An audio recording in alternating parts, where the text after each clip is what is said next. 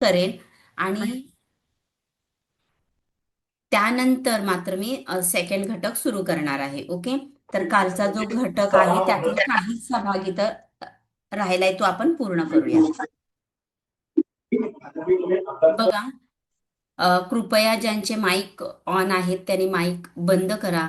Video on असतील तर video बंद करा.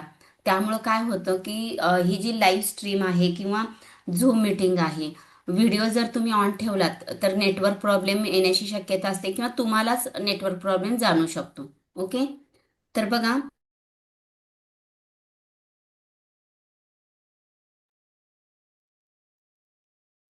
आपण घटक घेणार आहोत मानसशास्त्र म्हणजे नेमकं काय. काल आपण त्याचं स्वरूप पाहिलेलं आहे, त्याची व्याप्ती पाहिलेली आहे, कुठंपर्यंत मानसशास्त्राचा वापर केला जातो तो. तर मानसशास्त्र म्हणजे की काय, त्याच्या व्याख्या कोणत्या, त्यांच्या वैचारिक उत्क्रांतीचा प्रवास कसा आहे, हे सर्व घटक आज आपण पाहणार आहोत. तर मानसशास्त्राचं स्वरूप समजून घेताना हे घटक आपण अभ्यासले आहेत, त्यावरच आपण इथं पुन्हा थोडंसं रिपिटेशन झालेलं आहे, तो घटक आपण फास्ट घेऊयात आणि जो नवीन घटक आहे त्यासंबंधी जास्त बोलूया. जेव्हा तुम्ही मानसशास्त्राची उत्क्रांती किंवा विकास पाहत असता तेव्हा सुरुवातीपासून पाहणं गरजेचं आहे. तुम्हाला सांगितलं होतं की मानसशास्त्राचे जनक हे ॲरिस्टॉटल यांना म्हणतात. तर आत्मा म्हणजे मानसशास्त्र किंवा आत्म्याचे शास्त्र ते मानसशास्त्र, ही व्याख्या ॲरिस्टॉटलने केली होती असं मी काल तुम्हाला सांगितलेलं आहे. आणि इथं ॲरिस्टॉटेलने आत्मा अमूर्त असल्याने याचा वैज्ञानिक अभ्यास शक्य झाला नाही आणि ही व्याख्या सुद्धा नंतर नंतर जेव्हा वैज्ञानिक मानसशास्त्र आलं तेव्हा ही व्याख्या सुद्धा काय झाली, मागे पडली. त्यानंतर विल्यम मॅकडुगल आले. विल्यम मॅकडुगल यांनी विचार केला की त्यांनी मनाला प्राधान्य दिलं. मनाचे शास्त्र ते मानसशास्त्र असं विल्यम मॅकडुगल असं म्हणलं. मी लक्षात ठेवण्यासाठी सांगितले बा, ॲरिस्टॉटल अ न सुरुवात आहे म्हणून आत्मा म्हणजे आत्म्याचे शास्त्र ते मानसशास्त्र अ आ लक्षात ठेवायचं. पुन्हा विल्यम मॅकडुगल आपण लक्षात ठेवणार, मी डुगल म्हणजेच मन डुगडुग करतं तसं मन आलं की विल्यम मॅकडुगल लक्षात ठेवायचं. आणि त्यांनी सांगितले मनही वस्तुनिष्ठपणे मोजता येते, नेमकं मन कुठे आहे, कसं आहे, काय आहे आपल्याला सांगता येत नाही, म्हणून हाही विचार त्यानंतर मागे पडला. त्यानंतर बघा, विल्यम उंट त्यांनी मानसशास्त्रीय पहिली प्रयोगशाळा काढली. कुठं काढली जरा चॅट बॉक्समध्ये ज्यांनी कालचा तास केलेला आहे की नाही, विल्यम उंट यांनी पहिली मानसशास्त्रीय प्रायोगिक मानसशास्त्रीय प्रयोगशाळा कुठे स्थापन केली, कोणत्या विद्यापीठात आणि कोणत्या देशात, तर त्यांनी ते द्यायचं आहे. ओके. त्यानंतर बघा, तर विल्यम उंटनी काय सांगितलं बघा, विल्यम उंटनी बोधावस्थेला प्राधान्य दिलेलं आहे. बोधावस्था म्हणजे काय, बोध होतं प्रत्येक व्यक्ती किंवा प्रत्येक मूल. आता समजा माझ्याकडे एक पेन नावाची एक वस्तू आहे, मला माहिती नाही होतं आधी पेन म्हणजे काय. तर आधी काय करणार, मी हे समजून घेणार की हा पेन आहे, तो यातनं आपण लिहू शकतो. मग ते बोध झाला की आपण त्याविषयी भावना निर्माण करतो मनामध्ये. मग त्या भावनेचं रूपांतर प्रतिमेत होतं. मग तुम्ही बोध लावता की अशी वस्तू दिसली की याला पेन म्हणायचं. किंवा आता तुम्ही सध्या मोबाईल समोर बसलात तर मोबाईल हे तुम्ही आधी बोध बघून किंवा दृश्य इंद्रियाद्वारे त्याचा बोध घेता, त्याचा आकार, त्यातून मिळणारे आवाज, त्यातून दृश्य स्वरूपात मिळणारे बोध, हे सगळं तुम्ही काय करता, ज्ञानेंद्रियामार्फत त्या वस्तूचा बोध घेता. बोध घेतल्यानंतर तुमच्या मनामध्ये भावना निर्माण होते. काय होते की हे अशी आयताकृती एक वस्तू आहे, यातून आपण कुठेही बसून कॉल करू शकतो, झूम मीटिंग करू शकतो, टीईटीचा क्लास करू शकतो, अशा भावना तुमच्या मनात निर्माण होतात. त्यानंतर एक प्रतिमा तिथं निर्माण होते. मग तुम्ही या वस्तूला मोबाईल म्हणता असं याचा बोध. म्हणजे हा प्रयोग कोणी केला, तर विल्यम उंटनी केला की प्रत्येक व्यक्ती ज्ञानेंद्रियामार्फत एखाद्या वस्तूचा बोध घेतो, मग त्या वस्तूविषयी भावना निर्माण करतो, मग त्या वस्तूची प्रतिमा तो स्वतःच्या मनामध्ये निर्माण करतो, प्रतिकृती निर्माण करतो. म्हणजेच विल्यम उंट यांचा हा दृष्टिकोन होता, बोधावस्था. विल्यम उंट नंतर वर्तनवाद आला, वर्तनाचा विचार मांडला. ते होती ही वर्तनवाद ही आधुनिक व्याख्या आहे आता सध्याची. आणि आधुनिक व्याख्या ही जी मांडली आहे त्या शास्त्रज्ञांचं नाव आहे जे बी वॉटसन. मानवी आणि मानवेतर प्राण्यांच्या वर्तनाचे वस्तुनिष्ठ शास्त्र म्हणजे मानसशास्त्र. बघा, मानव असो किंवा मानवेतर प्राणी, म्हणजेच आपण ॲनिमल्स म्हणतो. म्हणजे कुत्रा, मांजर हे सुद्धा प्राणी, त्यांचं जे वर्तन आहे त्या वर्तनाचा अभ्यास करणारं वस्तुनिष्ठ शास्त्र म्हणजे मानसशास्त्र. अशी व्याख्या जर कोणी मांडली असेल तरी जे. बी. वॉटसन यांनी मांडले. बघा, वॉटसन वर्तन व आलं. तर बघा, मी माझ्या लक्षात ठेवण्याच्या पद्धती तुम्हाला सांगते. वर्तन आलं की मानवी वर्तनाचे वस्तुनिष्ठ शास्त्र आलं की वॉटसन आपल्याला आलं पाहिजे. तर जे. बी. वॉटसन यांनी वर्तनाचे शास्त्र ते मानसशास्त्र अशी व्याख्या केली आहे.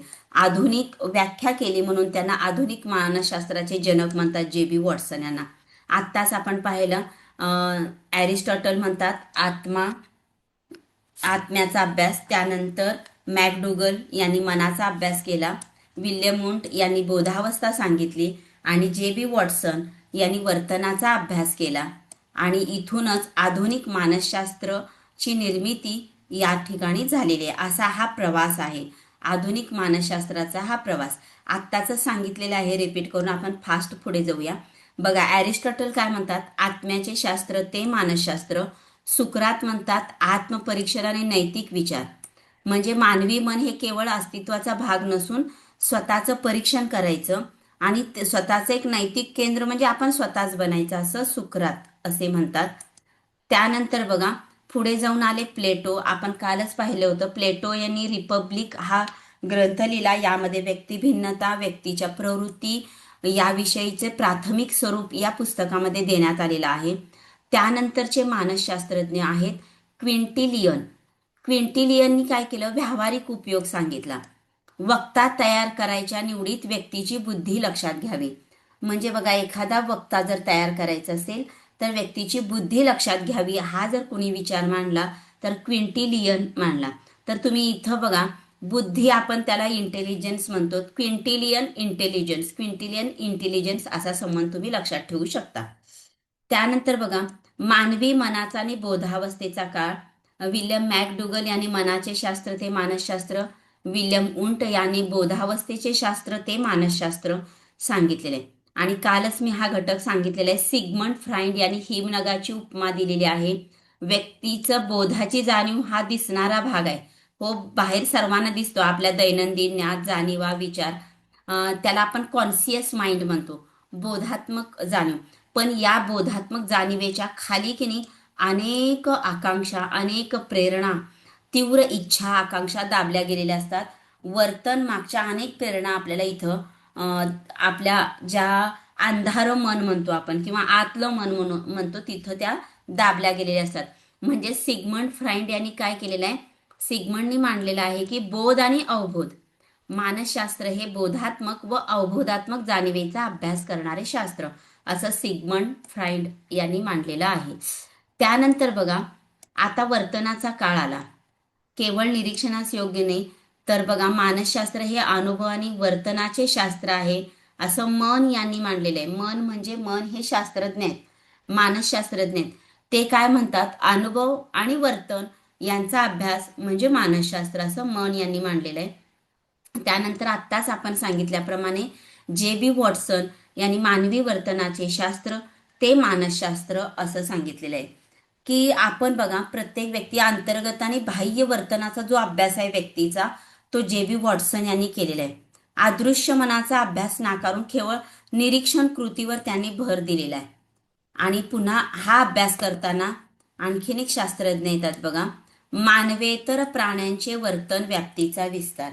इथं बघा, मानवेतर प्राणी म्हणजे प्राणी या गटामध्ये जनावरे किंवा कुत्रा, मांजर हे प्राणी सुद्धा येतात आणि मानव प्राणी सुद्धा येतात. मग त्यातल्या मानवेतर प्राणी म्हणजे मानवाला सोडून इतर प्राणी, त्यांच्या वर्तनाचा अभ्यास जर कोणी केला असेल तर ते आहे मॉर्गन, किंग, रॉबिन्स. तर बघा, या तिघांनी मिळून मानवेतर प्राण्यांच्या वर्तनाचा अभ्यास केला. मग इथं अजून एक तुम्हाला ट्रिक सांगते बघा, मानवेतर प्राणी म्हणजे मानवाला सोडून सर्व प्राणी. मग इथं या शास्त्रज्ञांची नावं पण बघा कशी आहेत, मॉर्गन, किंग, रॉबिन्स. तर आपल्या लगेच लक्षात येते, काही जण मोठे मोठे कुत्रे वगैरे पाळतात बघा, त्यांची नावं रॉबिन्स, किंग अशी असतात. मग आपल्याला लक्षात ठेवण्यासाठी आपण काय करायचंय की मानव सोडून इतर प्राण्यांच्या वर्तनाचा अभ्यास कुणी केला. ही जर नावं तुम्हाला दिसली, मॉर्गन, किंग, रॉबिन्स, तर 100% मानवेतर प्राण्यांचा अभ्यास या तिघांनी केलेला आहे, मॉर्गन, किंग आणि रॉबिन्स. मानव आणि मानवेतर प्राण्यांच्या वर्तनाचे शास्त्र ते मानसशास्त्र असं या तिघांनी, मॉर्गन, किंग आणि रॉबिन्सनी सांगितलेलं आहे. जेव्हा अभ्यासाचा केंद्रबिंदू अमूर्त मन नसून दृश्य वर्तन बनला, तेव्हा प्राण्यांच्या वर्तनातून मानवी वर्तनाचे नियम शोधणे शक्य झाले. बघा, आपण ॲरिस्टॉटल पाहिलं, प्लेटो पाहिलं, मॅकडुगल पाहिलं. हे कुठं बसले होते? आत्मा, मन यामध्ये ते रमले होते. परंतु जे बी वॉटसन नंतर वर्तनाचं शास्त्र आलं आणि तेव्हा लक्षात आलं की मन असो किंवा आत्मा असो, ही अमूर्त संकल्पना आहे. मग वर्तन हे दृश्य असतं, आपल्याला बघता येतं, मोजता येतं, त्यात बदल करता येतो. म्हणून दृश्य वर्तनाचा अभ्यास करणारे वर्तनशास्त्र जर कोणी मांडले, तर इथं मॉर्गन, किंग, रॉबिन्स यांनी मानवेतर प्राण्यांचा वर्तन अभ्यासला, तर जे बी वॉटसन यांनी वर्तनाचं यांत्रिकीकरणाचं सूत्र मांडलेलं आहे. हे सूत्र समजावून घेणं गरजेचं आहे बरं का. हे सूत्र सुद्धा महत्वाचं आहे. SOR असे म्हणतात. बिहेवियर म्हणजे वर्तन, हे सूत्र बघा.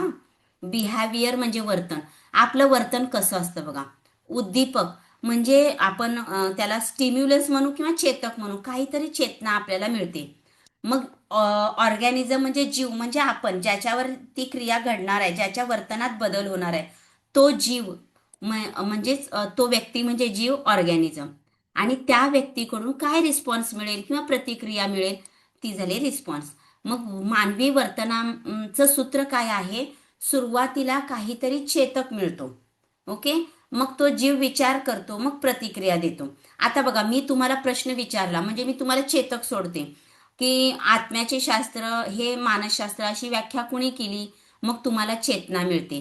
मग चेतना मिळाल्यावर तुम्ही काय करता, म्हणजे तुम्ही जीव झालात बरं का. त्यामध्ये तुम्ही विचार करता, काल मॅडमनी काय सांगितले, आत्ता काय सांगितले, मग लगेच तुम्ही प्रतिक्रिया देता की आत्म्याचे शास्त्र हे मानसशास्त्र अरिस्टॉटलने सांगितले. मग इथं तुमच्या वर्तनात बदल झाला, तुमच्या ज्ञानात बदल झाला, ते म्हणजे वर्तन. म्हणजेच जे ज्ञान म्हणजे इथं बघा, मानसशास्त्र म्हणजे विद्यार्थ्यांच्या मनाचा, शरीराचा, सामाजिक, बौद्धिक सर्व विकास आपण पाहणार आहोत. म्हणजे मानवाचं वर्तन अशा पद्धतीने झालेलं असतं. म्हणजे आधी चेतना, उद्दीपक मिळते, मग त्या जीवाला कळतं की आपल्याला काहीतरी मिळाले, आपण प्रतिक्रिया द्यावी, मग रिस्पॉन्स. तुम्ही रस्त्याने चाललात, तुमचं नाव काहीतरी XYZ आहे, आपण एक्स म्हणू. कुणीतरी तुम्हाला हॅलो एक्स म्हणलं की आपण लगेच मागं वळून बघतो.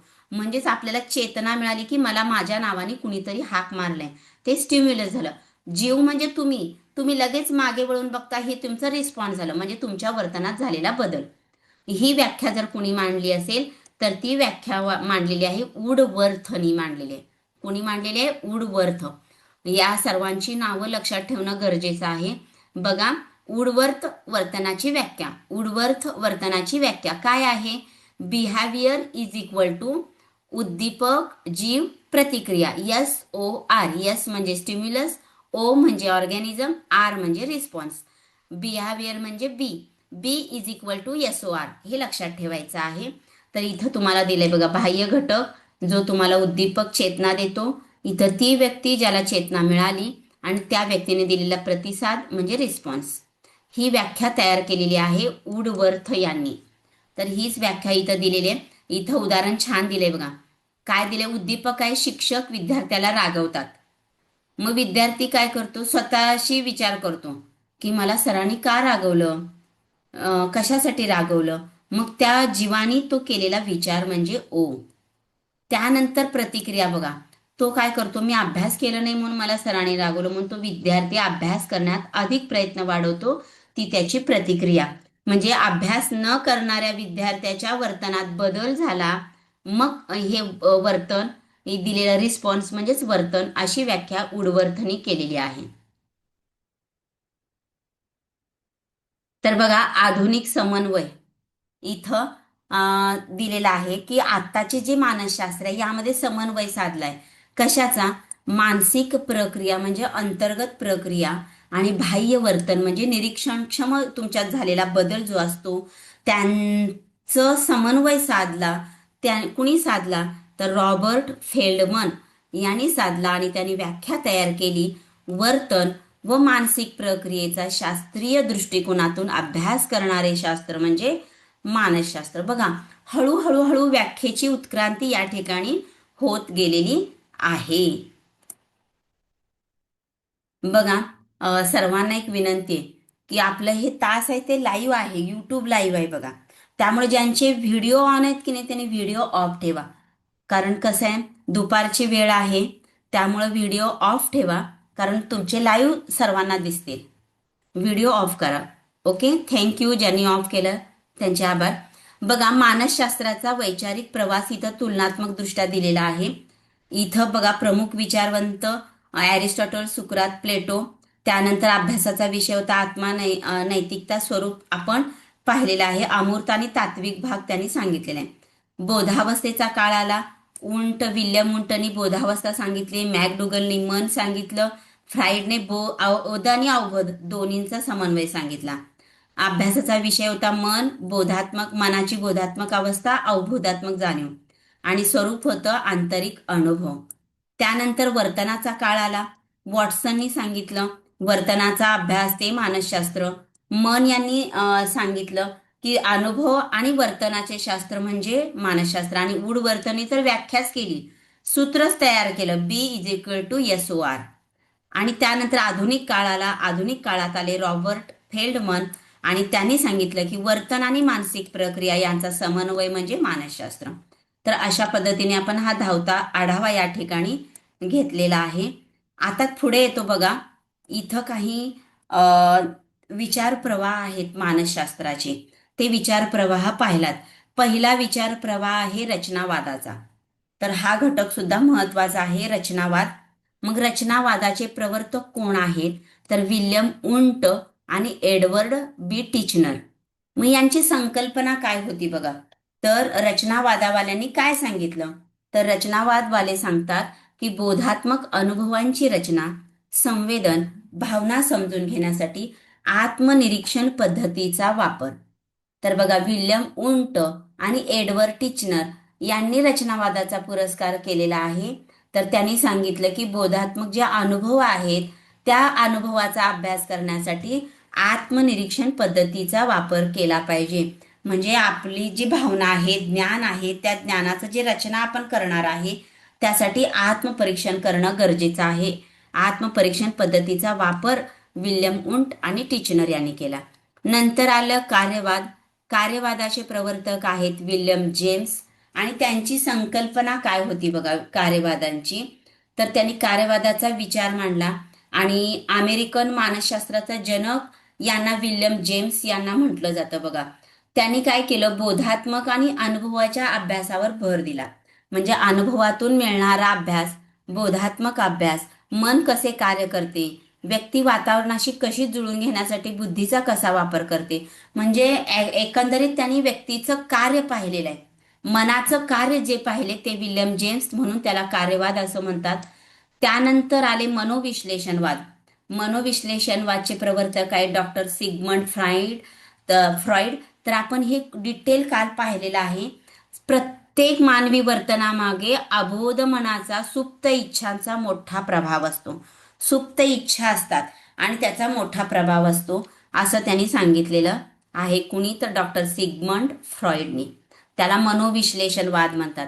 तर बघा, त्यानंतरची विचार प्रवाहाला वर्तनवाद. वर्तनवादामध्ये काय सांगितलंय, J.B. वॉटसन हे त्याचे प्रवर्तक आहेत. Watson, B.F. स्किनर, इवान पॅवलॉव या तिघांनी वर्तनवाद मांडलेला आहे. आणि त्यांनी काय केलं, केवळ निरीक्षण किंवा मोजता येण्याजोगा वर्तनाचा अभ्यास, म्हणजे ज्या वर्तनाचा निरीक्षण करता येतं किंवा ते वर्तन कितपत प्रगती झाली किंवा वर्तनाची अधोगती झाली याचा अभ्यास करता येतो, अशा अदृश्य मानसिक प्रक्रिया त्यांनी नाकारल्या, आत्मा, मन वगैरे. दृश्य वर्तनाचा अभ्यास वर्तनवादाने केला, या नावातच तुम्हाला लक्षात येईल. त्यानंतर मानसशास्त्रीय विचाराला बोधनिक उपपत्ती. याचे प्रवर्तक होते अल्लरिस नेसर. मग यांचा फोकस कशावर होता, तर ते म्हणतात मन हे माहितीवर प्रक्रिया करणारे यंत्र आहे. आपण ह्या सगळ्या जे उपपत्ती आहेत ना, नंतर एक एक एक एक डिटेल पाहणार आहोत. फक्त महत्वाचे पॉइंट्स बघा. अल्लरिस नेसर त्यांनी फोकस मनावर केलाय की मन हे माहितीवर प्रक्रिया करते. बघा, मग त्या प्रक्रिया करण्यासाठी त्यांनी काय म्हणलंय? स्मरण, निर्णय प्रक्रिया, बुद्धिमत्तेचा अभ्यास, अशा पद्धती आधुनिक तंत्राचा वापर जर कोणी केला असेल तर नेसरनं केलेला आहे. तर बघा, नेसर लेझर लक्षात ठेवा, म्हणजे मनाचं एक्सरे काढणारा हा नेसर. म्हणजे मनामध्ये एखादी गोष्ट, आता काल मी शिकवलेलं किती स्मरणात राहिलं? मी एखादा प्रश्न विचारल्यावर त्या प्रश्नाचं उत्तर देण्याची तुमची निर्णय प्रक्रिया कोणती असेल? मग तुमची ते स्मरण साठवून ठेवण्याची बुद्धिमत्ता किती आहे? या सर्वाचा अभ्यास जर कोणी केला असेल, नेसरनी केला. म्हणून लक्षात ठेवा, मनाचा एक्सरे नेसर. हे लक्षात ठेवलं की तुमच्या लक्षात येईल. MRI, PT स्कॅन, म्हणजे आपण शरीराचं स्कॅन पाहिलेलं आहे, पण मनाचं स्कॅन करण्याची पद्धत नेसर यांनी शोधून काढली. त्यानंतर आलं मानवतावाद. मानवतावादवरच कळतं बघा, मानवता या गोष्टीवर भर दिलेला आहे. याचे प्रवर्तक आहेत कार्ल रॉजर्स, आणि यांचा फोकस होता मानवातील स्वइच्छा, स्वनियंत्रण, आत्मवास्तवीकरण या सकारात्मक बाबीवर विचार किंवा भर. तर बघा, प्रत्येक विचारामध्ये काय करते, मानवतावादाचा प्रभाव पडलेला असतो. एखादा घटक होतो म्हणजे स्वइच्छा त्यामध्ये दिसून येते, स्वतःचं नियंत्रण, आत्मवास्तवीकरण या घटकाचा अभ्यास कार्ल रॉजर्स यांनी केलेला आहे. ओके. तर बघा, आपण आतापर्यंत सर्व अभ्यास पाहिलेला आहे. तर या मानसशास्त्राची प्रमुख ध्येय आहेत: काय घडत आहे याचं वर्णन करणे, व्यक्ती कसा विचार करतात, कोणत्या परिस्थितीत कशी प्रतिक्रिया करतात याचा अभ्यास करणे, हे मानसशास्त्राचं ध्येय आहे. दुसरं आहे स्पष्टीकरण. आणि प्रश्न तुम्हाला असेच विचारतात बरं का, एखादा मानसशास्त्राच्या विचाराला धरून ते का घडत आहे, असं का घडलं, विद्यार्थ्यांनी अशी प्रतिक्रिया काय दिली, विद्यार्थ्यांच्या वर्तनात कोणते बदल झाले, कशामुळे झाले, वर्तनामागील मुख्य कारण कोणते, हे घटक शोधणे, हे मानसशास्त्राचं ध्येय आहे. पूर्वकथन, पुढे काय होईल, भविष्यातील परिस्थितीत वर्तनाचे काय परिणाम होऊ शकतात याचा अंदाज लावणे. बायका बरोबर याचा अंदाज लावतात बघा. टीव्हीवर सिरियल बघतात बायका, मग सिरियल बघताना की नाही, बरोबर एखादी कौटुंबिक हे असेल तर पुढं काय होईल, भविष्यात त्यांच्यामध्ये काय घडेल याचा बरोबर अंदाज महिला लावत असतात. पूर्वकथन कशामुळे लावतात, तर त्या पात्रांच्या मानसशास्त्राचा अभ्यास त्याने केलेला असतो. दररोज तो सिरियल बघून किंवा तो कार्यक्रम बघून त्याने मानसशास्त्र अभ्यासलेलं असतं. त्यानंतर नियंत्रण कसे बदलू शकते, मानवी वर्तनाला योग्य आकार विधायक दिशेने कसं लावू शकतो.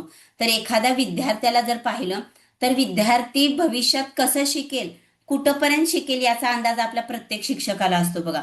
पुन्हा एखाद्या विद्यार्थ्याला आपण कसं बदलू शकतो, त्याच्या वर्तनाला योग्य आकार कसं देऊ शकतो, विधायक बदल कसं घडवू शकतो, यासाठी आपण अनेक उपक्रम करतो, त्यामध्ये बदल करतो. हा घटक मी कालच सांगितलेला आहे. मानसशास्त्राची व्याप्ती ही प्रचंड आहे, अनेक ज्ञानाच्या शाखा आहेत. आज मानसशास्त्र हे फक्त प्रयोगशाळेपुरते मर्यादित नाही, तर प्रत्येक क्षेत्रामध्ये मानसशास्त्र हे पोचलेलं आहे. तर मानसशास्त्रामध्ये सामान्य मानसशास्त्र आहे, शैक्षणिक आहे, तुलनात्मक आहे, सांस्कृतिक आहे. असं एकही क्षेत्र नाही की जिथं मानसशास्त्राचा अभ्यास केला जात नाही, असं एकही क्षेत्र नाही. प्रत्येक बारीक सारीक क्षेत्रामध्ये मानसशास्त्राचा अभ्यास केला जातो. इव्हन तुमच्या घरी एखादा कामगार जरी आला की नाही, तर तो आपल्या मानसिकतेचा अभ्यास करून आपल्याकडून बरोबर किती पैसे घ्यायचे किंवा आपल्याला कसं सांगायचं त्याची रेट बरोबर ठरवतो. एखादा साडी विक्रेता आला तर तो आपल्या बोलण्यातून आपल्याला कोणत्या प्रकारची साडी आवडते ते सुद्धा तो जाणून घेतो, म्हणजे त्याला सुद्धा आपल्या मानसशास्त्राचा अभ्यास असतो. तर म्हणजे प्रत्येक क्षेत्रामध्ये मानसशास्त्र दडलेलं आहे. तर बघा, सामान्य आणि पायाभूत शाखा आपण फक्त बघूया. सामान्य मानसशास्त्र यामध्ये मानवी मनाच्या मूलभूत प्रक्रियेचा अभ्यास आहे, मानवाच्या जाणीवा, विचार, भावना, आकलन. विकासात्मक मानसशास्त्र जन्मापासून वृद्धापकाळापर्यंत होणारा प्रत्येक व्यक्तीच्या भावनिक, संज्ञात्मक भावनिक विकासाचं मानसशास्त्र. शैक्षणिक मानसशास्त्र ही तर आता BEd DEd मध्ये नवीन विद्याशाखा आहे, शैक्षणिक मानसशास्त्र. मग यामध्ये तुम्हाला अध्ययन उपपत्ती आहेत, अध्यापन उपपत्ती आहेत, अध्यापन पद्धती आहेत, अध्यापन तंत्र आहेत. या शैक्षणिक मानसशास्त्राचा आपण शिक्षक म्हणून खूप चांगला उपयोग आपण करत असतो, करणार आहोत आणि करावं लागणार आहे. त्यासाठीच ही शिक्षक अभियोग्यता परीक्षा आहे. कारण बदलतं शैक्षणिक मानसशास्त्र आपल्याला माहीत असणं, अभ्यासणं गरजेचं आहे. त्यानंतर आहे प्रायोगिक आणि परीक्षण, प्रयोगशाळेमध्ये चाचण्या. आता IQ टेस्ट पण आलेत बघा, बुद्धिमत्तेच्या टेस्ट, व्यक्तिमत्व चाचण्या सुद्धा आता आलेल्या आहेत. हे सुद्धा मानसशास्त्रामुळे शक्य झालेलं आहे. पुन्हा उपयोजित मानसशास्त्र म्हणजे मूळ मानसशास्त्राचा वापर करून त्यावर आधारित शाखा, वैद्यकीय आणि समुपदेशन. एखादा मानसिक आजार असेल, नैराश्य असेल, तर आपण त्यावर उपचार करण्यासाठी काय करतो, समुपदेशाकडे जातो. तिथून ते आपल्याला मार्गदर्शन करतात. औद्योगिक मानसशास्त्र आहे, सामाजिक आणि सांस्कृतिक मानसशास्त्र आहे, न्याय मानसशास्त्र आहे. गुन्हेगाराची मानसिकता समजून घेणे आणि त्या न्याय प्रक्रियेमध्ये कोर्टात साक्ष पुरवणे, हे सुद्धा यामागं सुद्धा मानसशास्त्र दडलेलं आहे. तर असं बहुआयामी मानसशास्त्राचं स्वरूप, त्याची व्याप्ती, त्यामध्ये आलेले व्याख्यांचा प्रवास, त्यामध्ये प्राचीन काळापासून आपण पाहिलंय प्राचीन भारतीय ग्रीक संदर्भ, वैज्ञानिक मानसशास्त्र, आणि शेवटी आता पाहिले वर्तनवादी मानसशास्त्र, असे अनेक विचार प्रवाह आपण अभ्यासले आहेत. तर इथं सारांश दिलेला आहे. आता आपण काय करूया, यावर आधारित प्रश्नोत्तर पाहूयात. तर कृपया सर्वांनी प्रश्नोत्तरासाठी तयार राहायचं आहे. आपल्याला क्विज एक सोडवायची आहे. बघूया कुणी सोडवून दाखवेल ते बघू. सुरुवातीला पहिले जे 20 प्रश्न आहेत, 20-25, ते तुम्हाला उत्तर सहज समजतील. पण नंतरचे जे 15-20 प्रश्न आहेत ते मात्र उत्तर तुम्हाला द्यायचे आहेत बरं का. इथं आधी उजळणी घेते मी आणि त्यानंतर तुम्हाला टास्क देते. बघा, प्रश्न पहिला या ठिकाणी तुम्हाला दिसत आहे. बघा, प्रश्न वाचून दाखवते मी. प्रश्न पहिला, उपनिषदांमधील पंचकोश संकल्पनेनुसार मानवी स्वची रचना किती स्तरांनी बनलेली आहे? चॅट बॉक्समध्ये उत्तर द्यायचं आहे. आता झोपलेले पटदिशी जाग व्हायचंय, चॅट बॉक्स ओपन करायचंय. आता जवळपास 25 ते 30 प्रश्न आपल्याला आहेत. ते प्रश्न उत्तर आपल्याला पूर्ण करायचे. फास्ट उत्तर दिलात, ओके, बरोबर. 5 स्तरांनी बनलेलं आहे. Rohini madam, Sarika madam, very good. तर बरोबर उत्तर दिलेले आहेत. गुड. सॅमसंग बरोबर. गणेश सर बरोबर. तर आता आपण बघा, तर मानवी उपनिषदामध्ये आपण पंचकोश पाहिलेला आहे. NEP मध्ये सुद्धा पंचकोशचा उल्लेख आहे. तर मानवी शरीर हे अन्नमय कोश, प्राणमय कोश, मनोमय कोश, विज्ञानमय कोश आणि आनंदमय कोश, या 5 कोशांनी बनलेला आहे. त्यानंतर बघा प्रश्न दुसरा स्क्रीनवर, आयुर्वेदानुसार वात, पित्त आणि कफ हे मानवी स्वभावाची कोणती वैशिष्ट्ये दर्शवतात? वात, पित्त आणि कफ. चॅट बॉक्समध्ये उत्तर येऊ देत. बरोबर, सॅमसंग सी. जैविक प्रकृती म्हणजे त्रिदोष आहेत बघा. ओके, बरोबर सर्वे सर. रोहिणी मॅडम बरोबर. त्यानंतर आपण पुढे जाऊया. तर वात, पित्त, कफ हे मानवी स्वभावाची जी आहे ती जैविक आहे, म्हणजे शरीराशी संबंधित दोष आहेत. त्यानंतर बघा, आत्मा अजर अमर असून ज्ञान हे जन्मजात असते, हा विचार कुणी मांडला? ज्ञान जन्मजात असते हा विचार कुणी मांडला? फास्ट उत्तर. हा, बरोबर सारिका मॅडम. प्लेटो बरोबर. रोहिणी मॅडम बरोबर. तर प्लेटोने सांगितलं की आत्मा हे अमर आहे.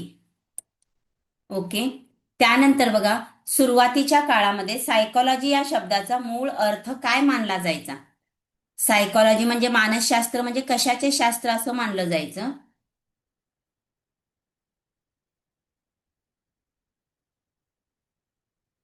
बघा, वर्तनाचे शास्त्र, बोधावस्थेचे शास्त्र, मनाचे शास्त्र की आत्म्याचे शास्त्र?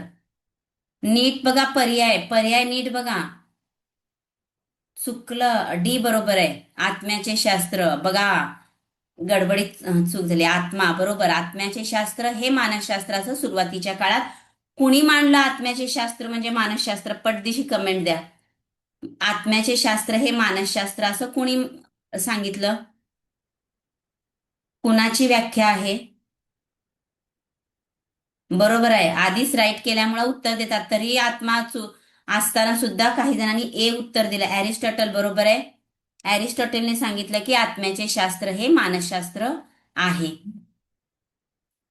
आता पुढे बघा, मी प्रश्न वेगळा घेतला आणि प्रश्न वेगळा विचारते, त्यामुळं तुम्हाला उत्तर दिसणार नाहीये. मनाचे शास्त्र हे मानसशास्त्र ही व्याख्या कोणी केलेली आहे?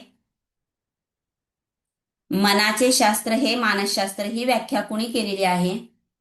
आता द्या, आता उत्तर नाहीये तुमच्या समोर.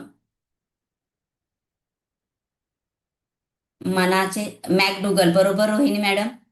मॅकडुगल बरोबर. आशा मॅडम, स्मिता मॅडम, मॅकडुगल बरोबर आहे. आता पुढील प्रश्न. विल्यम उंट यांनी कोणत्या विद्यापीठामध्ये प्रायोगिक मानसशास्त्रीय प्रयोगशाळा काढली? कोणत्या विद्यापीठात म्हणले बरं का?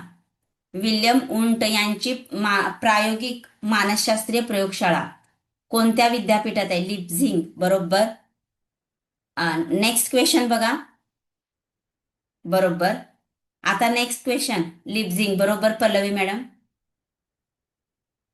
आता बघा, सिग्मंड फ्रॉइड यांनी, ओके बरोबर, सिग्मंड फ्राईड यांची जी विचार पद्धती होती त्या विचार पद्धतीचं नाव काय आहे? मानसशास्त्रीय विचार पद्धती किंवा त्यांचा जो विचार प्रवाह आहे तो कोणता आहे? त्याला एक नाव मी सांगितलेलं होतं बघा. मानसशास्त्रीय अवबोध नाही, मी एक नाव विशिष्ट असं सांगितलं होतं. अवबोध आणि बोध दोन्हीचा अभ्यास सिग्मंड फ्रॉइडने केलेला आहे. त्यांनी विश्लेषण केलंय बघा. कशाचं विश्लेषण केलंय मी तेही काल सांगितलंय तुम्हाला. कशाचं विश्लेषण केलंय सिग्मंडनी? नाही, मनोविश्लेषण. तर त्या बरोबर सर्वेश सर बरोबर आहे. तर सिग्मंड फ्राईड यांनी मनोविश्लेषणवादी प्रवाह सांगितलेला आहे. त्यामध्ये मनाचं विश्लेषण दोन भागात त्याने केलेलं आहे. एक बोधावस्था आणि दुसरी अवबोधावस्था. तर बोधावस्था आणि अवबोधावस्था अशा दोन पद्धतीचा त्यांनी अभ्यास केलेला आहे. आता पुढे बघा, वूडवर्थ यांनी वर्तनाची व्याख्या कोणती सांगितलेली आहे? वूडवर्थ यांची वर्तनाची व्याख्या, चला लवकर सांगा. वूडवर्थ यांची वर्तनाची व्याख्या तुम्हाला सांगायचं आहे. आता उत्तर नसलेलं काढणार आहे. वूडवर्थ यांची वर्तनाची व्याख्या. वूडवर्थ, SOR बरोबर, Samsung. SOR, stimulus, object, organism and response. Smita madam बरोबर. आता बघा, आता उत्तर नाही आहेत बरं का. आता स्क्रीनवर बघा. स्क्रीनवर बघा, तुमच्यासाठी प्रश्न तयार आहेत. इथं उत्तरं अजिबात दिलेली नाहीत. आता मात्र बरोबर. उद्दीपक, जीव आणि प्रतिसाद बरोबर. आता बघा, प्रश्न क्रमांक पहिला. उपनिषदानुसार मानवी स्वची रचना किती कोशांनी बनलेली आहे? किती कोशांनी बनलेली आहे? 5. सारिका मॅडम बरोबर. सॅमसंग बरोबर. सचिन सर बरोबर. गणेश सर बरोबर. चला, हा प्रश्न रिपीट झाल्यामुळे आपण पुढे जाऊयात. आयुर्वेदानुसार मानवी स्वभावाची जैविक वैशिष्ट्ये कोणती? आयुर्वेदानुसार मानवी स्वभावाची जैविक वैशिष्ट्ये त्रिगुण, त्रिदोष, पंचकोश की अष्टांग? मानवी स्वभावाची म्हणले बघा. इथं गफलत केली बघा. ए बरोबर आहे, त्रिगुण. मन स्वभाव म्हटलं की गुण घ्यायचं आणि शारीरिक म्हटलं की दोष घ्यायचं, हे लक्षात ठेवा. मन मन म्हटलं की त्रिगुण, सत्व, तामस, राजस, आहे की नाही? बरोबर, त्रिगुण. मनाचे गुण त्रिगुण, शरीराचे दोष त्रिदोष, असं लक्षात ठेवा. ओके, नेक्स्ट बघा. प्रश्न क्रमांक तिसरा. सत्व, रज, तम हे प्राचीन भारतीय मानसशास्त्रानुसार काय आहेत? इथं पुन्हा तुम्हाला लक्षात येईल बघा. पुन्हा चूक केली बघा. सत्व, रज, तम त्रिगुण आहेत बरोबर. राऊत मॅडम, उषा मॅडम बरोबर. उषा मॅडम नीट बघा. सत्व, रज, तम गुण आहेत, ते त्रिगुण आहेत. इथंच आपण चुका करतो बघा, दोष आणि गुणामध्ये. दोष काय म्हणायचं? पित्त दोष, कफ दोष, वात दोष आहेत. आणि गुण काय म्हणायचं? सत्व, रज, तम हे गुण आहेत. ओके. पुढे बघा. त्रिगुण बरोबर स्मिता मॅडम. प्रश्न क्रमांक 4. आत्मविकासासाठी अष्टांग योग ही संकल्पना कुणी मांडली? फेमस आहे बघा अष्टांग योग ही संकल्पना कुणाची? सी बरोबर सचिन सर. सी पतंजलीचे बघा. अष्टांग योग कुणाचे? पतंजलीचे. सी बरोबर. त्यानंतर प्रश्न क्रमांक 5. ज्ञान जन्मजात असते हा विचार कोणत्या ग्रीक तत्वज्ञाने मांडला? आता लक्ष देऊ. ज्ञान हे जन्मजात असते हे कुणी मांडलंय बघा. जन्मताच असते ज्ञान असं कुणी म्हटलंय? बरोबर. कुणी? बी प्लेटो. बी प्लेटो बरोबर. जन्मजात असते असं कुणी मांडलंय? प्लेटोनी मांडलेलं आहे. नेक्स्ट बघा. Question number 6. आत्म्याचे शास्त्र ते मानसशास्त्र ही अमूर्त व्याख्या कोणत्या तत्वज्ञाने केली आहे? आत्म्याचे शास्त्र ते मानसशास्त्र. चला चला चला फास्ट. ॲरिस्टॉटल बरोबर. सी बरोबर रोहिणी मॅडम. गॅलेक्सी बरोबर. सी. सचिन सर बरोबर. सी. कविता मॅडम बरोबर. सी. कोष्टी मॅडम बरोबर. आता प्रश्न 7व्याकडे वळा. जयश्री मॅडम बरोबर. पुढे बघा. प्रश्न क्रमांक 7. मन आणि शरीर वेगळे आहेत हा द्वैतवाद कुणाचा आहे? मन आणि शरीर वेगळे आहेत हा द्वैतवाद कोणाचा आहे? चला लवकर.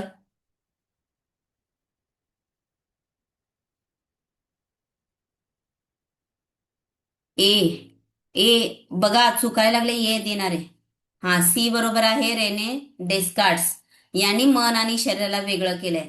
मंगेश सर बरोबर. बघा मन आणि शरीर हे वेगळे आहेत. हा द्वैतवाद रेने डेस्कार्ट्स यांचा आहे. ओके. बघा उत्तर शोधताना काय करायचं माहितीये का? आता प्रश्न 7वा आहे. एलिमिनेशन पद्धत वापरायची. आता प्लेटो तर काय म्हणतो?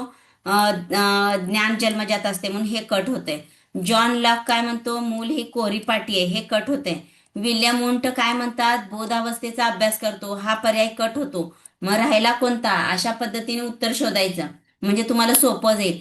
जे तुम्हाला परफेक्ट माहित आहे ते आधी कट करायचं मग त्या पुढील पर्यायाकडे लक्ष द्यायचं. आता नेक्स्ट बघा. प्रश्न 8. प्रत्येक मूल ही कोरी पाटी घेऊन जन्माला येते असे कोणाचे मत आहे?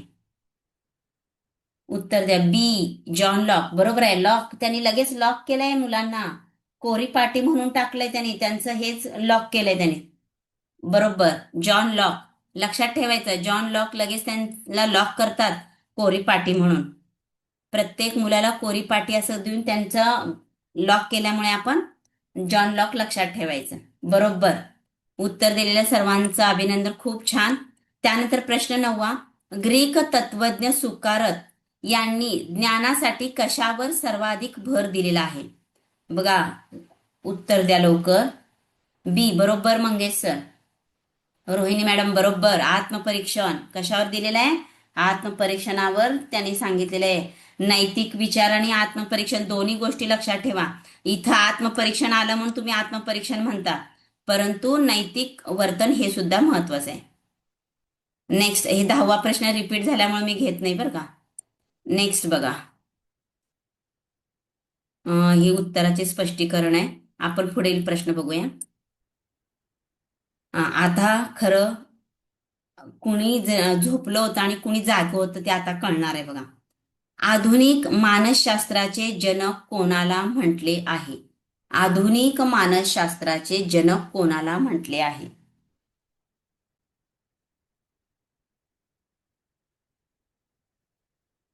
सांगा लवकर. आधुनिक मानसशास्त्राचे जनक.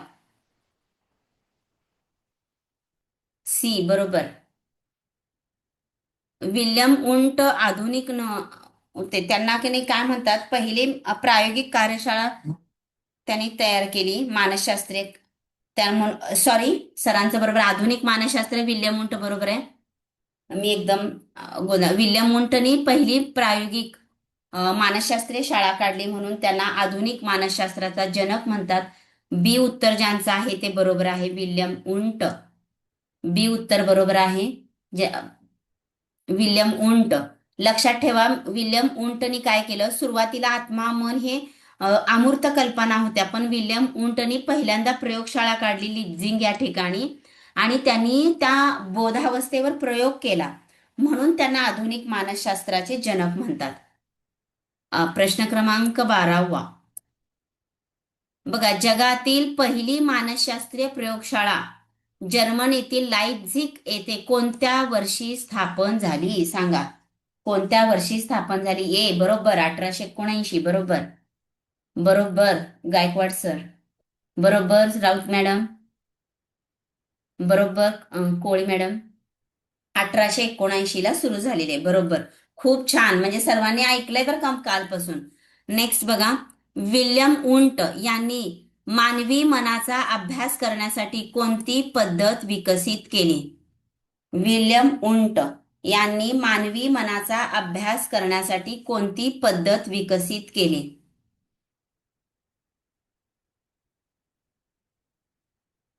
नीट लक्ष द्या, नीट लक्ष द्या. ए ज्याने दिलंय त्याने व्यवस्थित बघा. मनोविश्लेषण विल्यम उंटची नाही. नो. अजून नो. उत्तर चुकायलेच बघा ह्याची. कुठंतरी तुम्ही गोंधळात पडलात इथं. प्रयोगशाळा काढली म्हणून प्रयोग नियंत्रण द्यायला. बी बरोबर उत्तर आहे रोहिणी मॅडमचं. सारिका मॅडमचं बरोबर आहे. मी मगाच जाता जाता सांगितलं होतं की त्यांनी आत्मनिरीक्षण करायला सांगितलंय.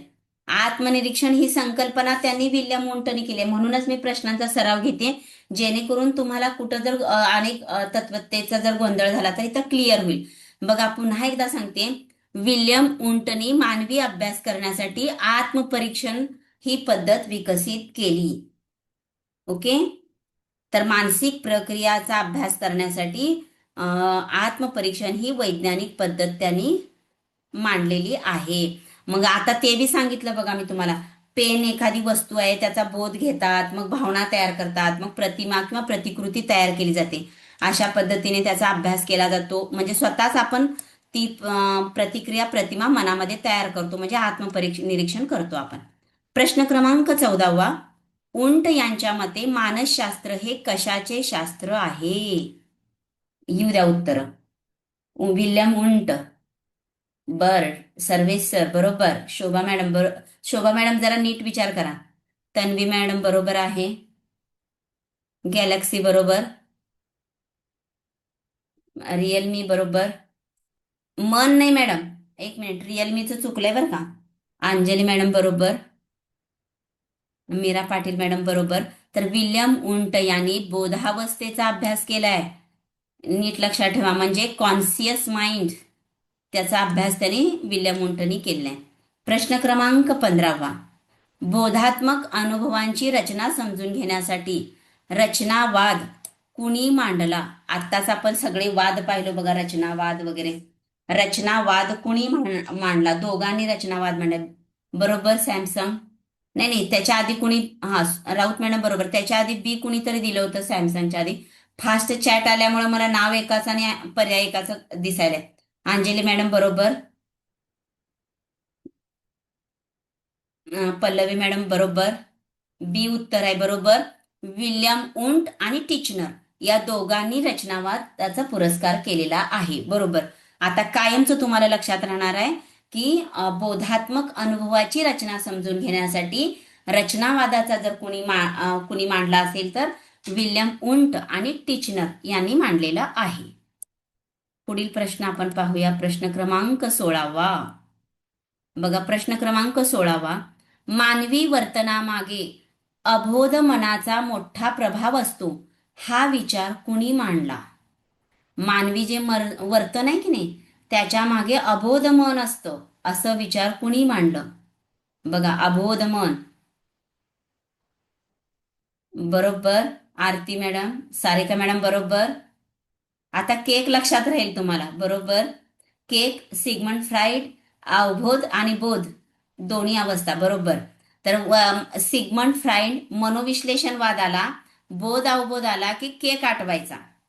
केक बघितल्यावर जे वर्तन आहे आणि त्या वर्तनामागे मनामध्ये घडत असलेल्या अवबोध अवस्थेमध्ये कोणकोणते विचार घडतात हे लक्षात ठेवायचं. त्याला मनोविश्लेषणवाद म्हणतात, हे पण लक्षात ठेवा. सिगमंड फ्राईड यांचं ते मनोविश्लेषणवाद आहे. मनाचं विश्लेषण केलंय त्यांनी. दिसणारा भाग बोधावस्था, मनाच्या आत दडलेला अवबोधावस्था. ओके, उत्तर आहे सिगमंड फ्राईड. पुढे बघा प्रश्न क्रमांक 17. केवळ निरीक्षणास योग्य अशा बाह्य वर्तनावर भर देणारा वर्तनवाद कुणी सुरू केला? केवळ निरीक्षण करायचं आणि बाह्य वर्तनावर भर देणारा वर्तनवाद. वर्तनवादी आपल्याला लक्षात ठेवायचे. वर्तनवाद. वर्तनवाद आलं की वर्तनाचं सूत्र नको, पण वर्तनवाद वेगळ्यांचं आहे बरं का. सूत्र उडवर्तच आहे. वर्तनवाद बरोबर. वा, बरोबर. इथं एलिमिनेट पद्धत सहज बसती बघा. वर्तनवाद म्हणलं की सिगमंड फ्राईड तर येत नाही, विल्यम उंट तर येत नाही, मॅकडोगल तर येत नाही, मग राहिले कोण? वॉटसन. वर्तन वॉटसन. ओके, वर्तनवाद वॉटसन आहे. त्यांच्यासोबत होते बी एफ स्किनर, इव्हान पॅवलॉव. तर बी एफ स्किनर, इव्हान पॅवलॉव यांच्या सुद्धा खूप सुंदर प्रयोग आहेत बरं का. ते आपण नंतरच्या तासाला उपपत्ती पाहताना बघणार आहोत. कारण त्यांनी सुद्धा, बी एफ स्किनर आणि पॅवलॉनी सुद्धा वर्तनवादच मांडलेला आहे. म्हणजे वर्तनवाद मांडणारे तिघ होते, जे बी वॉटसन, बी एफ स्किनर आणि पॅवलॉव. नेक्स्ट प्रश्न 18 बघा. मन कसे कार्य करते यावर भर देणारा कार्यवाद कुणी मांडला? कार्यवाद. बरोबर, विल्यम जेम्स. बरोबर, कार्यवाद विल्यम जेम्स यांचा आहे. बरोबर, सॅमसंग. अंजली मॅडम बरोबर, विल्यम जेम्स. कार्यवाद कुणाचा आहे? तर विल्यम जेम्सचा आहे. बरोबर. बरोबर. तर आज तुम्हाला घरचा अभ्यास काय माहितीये का? लिहून ठेवायचं. रचनावाद कुणाचा आहे? William Wundt, Edward. कार्यवाद विल्यम जेम्स. मनोविश्लेषणवाद डॉक्टर सिगमंड फ्राईड. वर्तनवाद वॉटसन, स्किनर, पॅवलॉव. मानवतावाद कार्ल रॉजर्स. असं तुम्हाला आज घरच्या अभ्यासाला तुमच्या नोट्स तयार ठेवायच्या आहेत. आजचा अभ्यास आजच करा. प्रश्न क्रमांक 19. वुडवर्थ यांनी मानवी वर्तनाचे यांत्रिकीकरण स्पष्ट करण्यासाठी कोणते सूत्र मांडले? सांगा, सूत्र सांगा वुडवर्थचं. बरोबर, सॅमसंग. मंगेश सर बरोबर. पल्लवी मॅडम बरोबर. गायकवाड सर बरोबर. आरती मॅडम बरोबर. तर वुडवर्थचं सूत्र आहे SOR, stimulus, organism and response. Okay. प्रश्न 20. वुडवर्थ यांच्या सूत्रातील ओ, ऑर्गॅनिझम, हे कशाचे प्रतिनिधित्व करते? सांगा. ओ कशाचे प्रतिनिधित्व करते? ओ ओ. बरोबर, कळलं म्हणजे सचिन सर बरोबर. बी बाह्यवर्तन येईल का मॅडम? सी बरोबर आहे, व्यक्तीच्या आतील अदृश्य मानसिक प्रक्रिया. यासाठी आणखीन एक उदाहरण देते बरं का. तुम्हाला सगळ्यांना कम्प्युटर माहित आहे बरोबर. वुडवर्थ यांचं जे ओ आहे ना, ऑर्गॅनिझम, हे व्यक्तीच्या आतील अदृश्य मानसिक प्रक्रिया आहेत. यासाठी अजून एक उदाहरण देते बरं का. बघा, तुम्हाला सगळ्यांना कम्प्युटर माहित आहे बरोबर.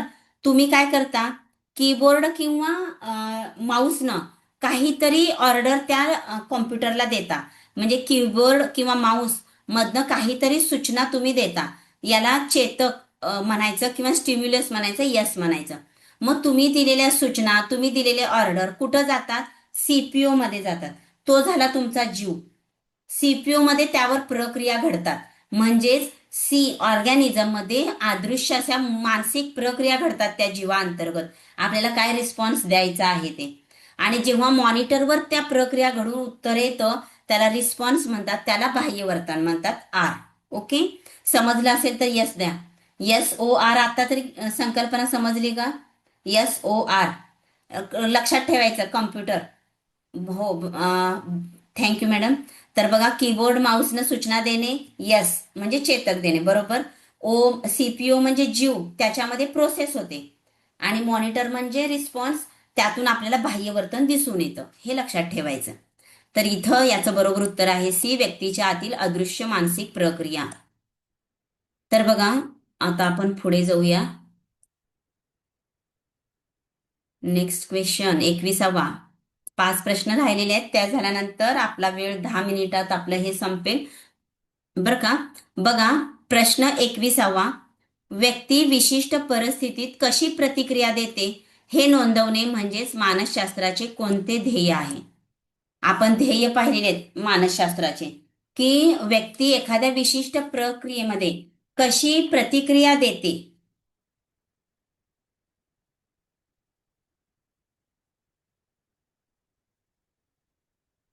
सांगा उत्तर. व्यक्ती एका विशिष्ट परिस्थितीमध्ये कशी प्रतिक्रिया देते.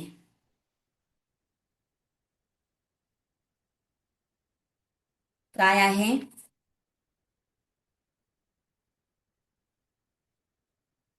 नीट नीट बघ. हा, वर्णन बरोबर आहे. सी बरोबर आहे. C C. व्यक्ती एखाद्या परिस्थितीमध्ये कशी प्रतिक्रिया देते, ते सी मध्ये आहे. वर्णन, काय घडत आहे हे सांगणं म्हणजे वर्णन. काय घडत आहे, काय प्रतिक्रिया देत आहे हे सांगणं म्हणजे वर्णन, हे लक्षात ठेवा. त्यानंतर बघा, प्रश्न 22वा. वर्तनामागील नेमकी कारणे घटक शोधून काढणे म्हणजे काय? असं वर्तन का घडलं याची कारणे शोधून काढणे. चला उत्तर द्या. बरोबर सर. सॅमसंग बरोबर. बरोबर. बरोबर. बरोबर गीता मॅडम. मीरा मॅडम बरोबर. बरोबर. बघा, आता इथं भेद लक्षात ठेवा.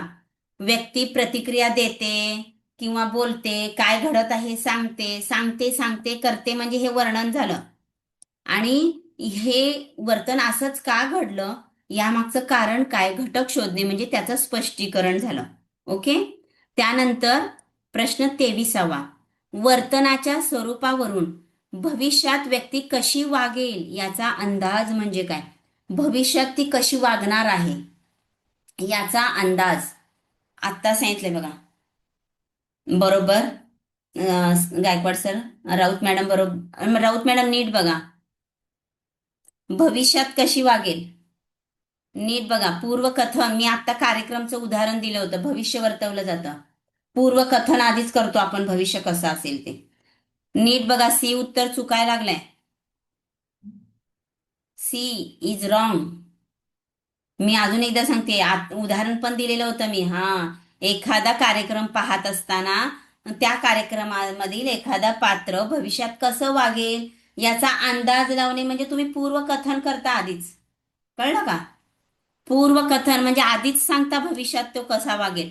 म्हणजे पूर्वकथन करता या नावाची फोड करून बघा, लक्षात येईल. पूर्वकथन म्हणजे आधीच सांगून टाकता तो भविष्यात कसं वागेल. नाव लक्षात ठेवलं ना, तुम्हाला लॉजिक बरोबर लावायचं त्या नावावरनं. पूर्वकथन, आधीच कथन करणे. ओके. भविष्यात काय घडणार आहे ते आधीच सांगणे. प्रश्न 24वा. मानसिक आजार, नैराश्य आणि व्यक्तिमत्व विकारावर उपचार करणारी मानसशास्त्राची शाखा कोणती? इथं सुद्धा लॉजिक तुमचं बघा. मानसिक आजार, नैराश्य. बरोबर. बरोबर. 1+ सारिका मॅडम बरोबर. राऊत मॅडम बरोबर. रोहिणी मॅडम बरोबर. पल्लवी मॅडम बरोबर. इथं सुद्धा तुम्ही लॉजिक लावू शकता बघा. एलिमिनेट पद्धत वापरायची.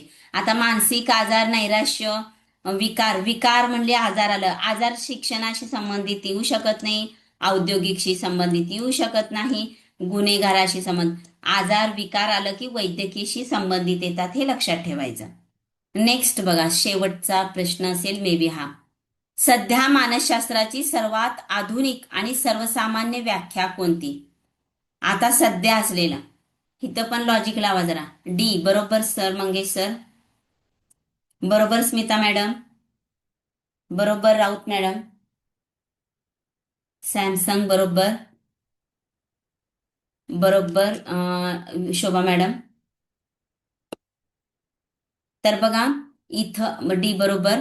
इथं बघा, मानसशास्त्राची आधुनिक, आपण पहिला आत्म्याच्या शास्त्रापासून मानसशास्त्राची उत्क्रांती होत गेली. हळूहळू त्यात बदल गेले. आधी आत्मा गेला, नंतर मन झालं, मग बोधावस्था झाली, मग बोध आणि अवबोध झालं.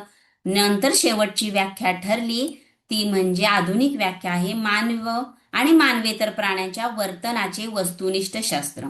तर बघा, आपण शिक्षक म्हणून एखाद्या विद्यार्थ्याच्या वर्तनाचा अभ्यास करताना नेमकं हे कसं आलं हे समजून घेणं गरजेचं आहे. तर बघा, तुमची जास्तीत जास्त उत्तरं इथं चुकलेली आहेत. ती पुन्हा एकदा आपण रिव्हिजन करूया. मला वाटतं की या घटकामध्ये तुम्ही थोडंसं गोंधळलात. बघा, वर्णन वर्णन काय असतं, तर काय घडत आहे, व्यक्ती विशिष्ट परिस्थितीत कशी प्रतिक्रिया देते, काय घडते, असं जेव्हा असतं तेव्हा ते वर्णन असतं. लक्षात आलं? हे मानसशास्त्राचं ध्येय आहे. काय घडत आहे हे तुम्हाला सांगितता आलं पाहिजे, वर्णन करता आलं पाहिजे. तुमचा विद्यार्थी निपुण मध्ये मागं काय राहिला हे तुम्हाला सांगता येणे म्हणजे ते वर्णन करणं त्या विद्यार्थ्याचं. त्या विद्यार्थ्याच्या मानसशास्त्राचं ध्येयच ते आहे की विद्यार्थ्याचं मानसशास्त्र तुम्हाला ओळखता आलं पाहिजे. पुन्हा असं का घडत आहे, त्या विद्यार्थ्याच्या वर्तनामागील नेमकं कारण काय आहे हे शोधून काढणं म्हणजे स्पष्टीकरण. हे मानसशास्त्राचं दुसरं ध्येय आहे. तुम्हाला नुसतं माझ्या विद्यार्थ्याला वाचनात त्याच्या या चुका होतात एवढं सांगून तुम्हाला थांबायचं नाही. तर तुम्हाला त्यामागे चुका का होतात, नेमक्या चुका कुठं होतात याची कारणं शोधून तुम्हाला स्पष्टीकरण देता आलं पाहिजे. हे मानसशास्त्राचं दुसरं ध्येय आहे. तिसरं ध्येय आहे कंट्रोल, नियंत्रण. मग तुम्हाला जर कारणं सापडली, चुका सापडल्या, तर मग त्या त्या कारणांचा शोध किंवा त्यावर उपाय शोधायचा आहे, नियंत्रण करायचं आहे. मग त्या विद्यार्थ्याचं वर्तन तुम्ही कसं बदलू शकता, त्या विद्यार्थ्याच्या वर्तनाला तुम्ही योग्य आकार कसं देऊ शकता, त्याला विधायक दिशेने कसं वळवू शकता, याचं कंट्रोलिंग, नियंत्रण करणं हे चौथं ध्येय आहे. आणि आपण जरा तिसरं ध्येय आपलं राहिलं पूर्वकथन. बघा, जेव्हा कारण शोधून काढलात की नाही, जर मी त्याच्यावर हा प्रयोग केला तर त्याच्यात हा बदल होईल, हा पूर्वकथन. तुम्ही नवोपक्रम राबवता, नवोपक्रम राबवत असताना त्या नवोपक्रमाची उद्दिष्ट ठरवत असता, तेव्हा पूर्वकथन सांगता तुम्ही. माझ्या विद्यार्थ्याला इंग्रजी वाचता येणे किंवा माझ्या विद्यार्थी अननोन शब्दांचे स्पेलिंग विद्यार्थ्याला स्पेलिंग तयार करता येणे, म्हणजे पूर्वकथन म्हणजे पूर्व उद्दिष्ट तुम्ही ठरवता, मग नवोपक्रम राबवता. म्हणजेच काय बदल होईल, भविष्यात त्याच्या वागणुकीत कोणता बदल होईल याचा अंदाज लावणे म्हणजेच पूर्वकथन. आणि त्यानुसार योग्य तो उपक्रम ठरवणे, नवोपक्रम ठरवणे, त्याच्या वर्तनाला योग्य आकार देण्यासाठी, बदल करण्यासाठी प्रयत्न करणं म्हणजे नियंत्रण. तर इथं तुमच्या चुका झालेल्या होत्या. तर आज आपण अशा पद्धतीने मानसशास्त्राचे स्वरूप, व्याप्ती, मानसशास्त्रामध्ये जे बदलते विचार प्रवाह आहेत त्या सर्व विचार प्रवाहांचा अभ्यास आज आपण या ठिकाणी केलेला आहे. तर बरोबर 5ला 1 मिनिट कमी आहे. तर अशा पद्धतीने आपण केलो तर पुढील तासाला आपल्याला बालमानसशास्त्र पाहिजे. बघा, मानसशास्त्र जेवढं सोपा विषय आहे तेवढा गोंधळ निर्माण करणारा विषय. म्हणून आज आणि काल 2 दिवसात मी तुम्हाला मानसशास्त्राचे स्वरूप, व्याप्ती आणि विचार प्रवाह सांगितलेले आहेत. तर आज संध्याकाळपर्यंत या संदर्भातले सर्व जे स्लाइड आहेत, क्वेश्चन्स आहेत ते ॲपवर अपलोड होतील. तर ॲप ओपन करा आणि आजच्या आज हा अभ्यास पूर्ण करा. टीईटी, मिशन टीईटी, तसं ध्येय तुमचं टीईटी 2026 हे तुम्ही ठरवा. त्या मार्गाने मार्गक्रमण करा. आम्हाला फक्त तुम्ही पास व्हावा अशी इच्छा नाहीये, तर 100+ गुण तुम्ही घ्यावेत असं आमची इच्छा आहे. त्यामुळे जर गुण घ्यायचा असेल तर 5 विषयामध्ये तुम्ही 20+ म्हणजे 20पेक्षा जास्त गुण घेणार असाल तर 100+ जाता. 20/5 म्हणजे प्रत्येक विषयामध्ये तुम्हाला 20च्या वर गुण हवे असणार आहेत. त्यासाठी सर्वांना या मिशन टीईटी अंतर्गत तुम्ही जे ॲप डाउनलोड केला, सबस्क्रिप्शन केलात, आमच्यावर विश्वास ठेवलात, त्याबद्दल सर्व शिक्षक बंधू भगिनींचे मी आभार मानते. बरोबर 5 वाजलेले आहेत. या ठिकाणी आपण थांबणार आहोत आणि संध्याकाळी 7 वाजता क्लास आहे. 7चा क्लास मिस करू नका. 7 ते 9 तुम्हाला त्या ठिकाणी जे विषय आहेत त्याचा अभ्यास करायचा आहे, त्याचे सुद्धा नोट्स ठेवायचे. आणि कृपया क्लासला बसताना वही पेन घेऊन बसत जा, म्हणजे सांगत असतानाच तुमचा डबल काम होणार नाही. पुन्हा ॲप उघडून तर तुम्ही नंतर रिव्हिजन करा, पण महत्वाचे मुद्दे तुम्ही लगेच लिहून ठेवत जावा, म्हणजे तुम्हाला लगेच रिपिटेशन होईल. वारंवार ती वही तुम्हाला परीक्षेसाठी खूप महत्वाची आहे बरं का. तर वही असणं, तुमचे नोट्स असणं खूप महत्वाचं आहे, गरजेचं आहे. Okay, thank you. आपण या ठिकाणी थांबूयात. पुन्हा 7 वाजता भेटूयात.